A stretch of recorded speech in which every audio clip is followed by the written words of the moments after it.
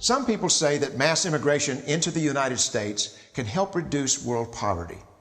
Is that true? Well, no, it's not. And let me show you why.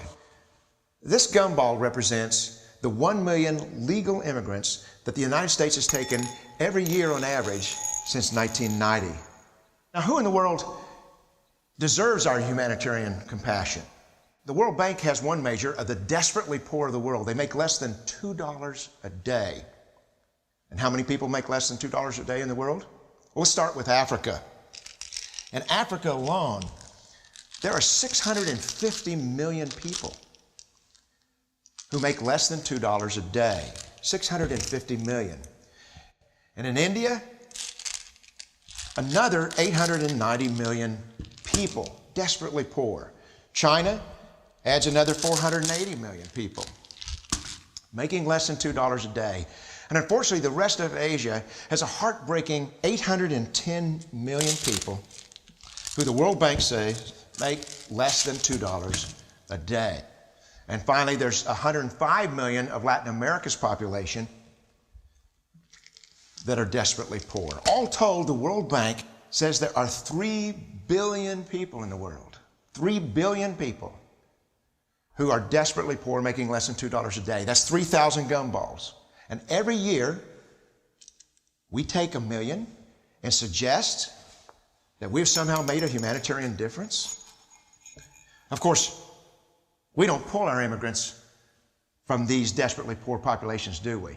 These people are too poor, too sick, too disconnected to make it here as immigrants. We tend to pull our immigrants out of the better off poor of the world. And Mexico tends to define the type of immigrant that we bring here because the plurality of people come from Mexico. And Mexico is poor. How many people in the world live in countries that have average incomes lower than that of Mexico? And the World Bank tells us that that number is these 3 billion plus another 2.6 billion people.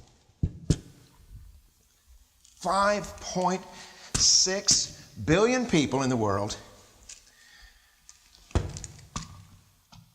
who live in countries with average incomes below that of Mexico. That's 5,600 gumballs. And so what is it that the elites are telling us?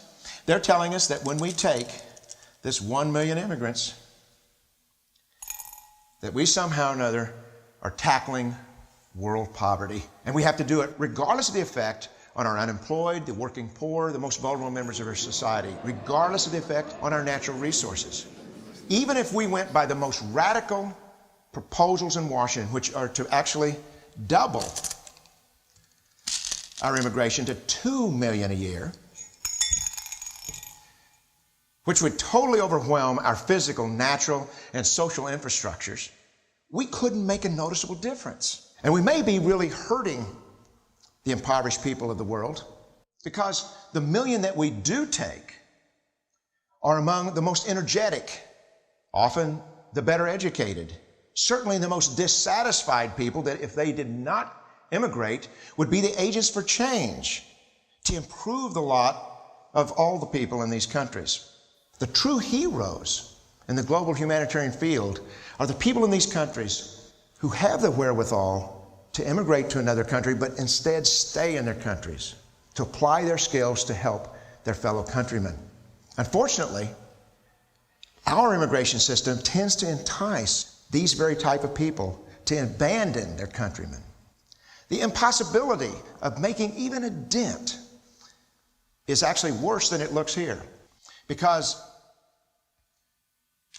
last year, when we took 1 million immigrants, these countries added, births over deaths, 80 million more people into the impoverished populations. And this year, Congress is bringing in 1 million legal immigrants. And this year, according to the United Nations, these countries are expected to add another 80 million people. And next year, you can be quite sure that Congress, unless stopped by the American voters, will bring in another 1 million immigrants. And these countries, unfortunately, will be adding another 80 million people. into these impoverished nations. We could take 5 million a year, but we'd never get ahead of what's happening in these countries. Not in this century. Don't you see? Immigration can never be an effective or significant way to deal with the suffering people of the world. They have to be helped where they live. 99.9% of them will never be able to immigrate to a rich country. There's no hope for that. They have to bloom where they're planted. The only place that 99.9% of these people can be helped is where they live. Let's help them there.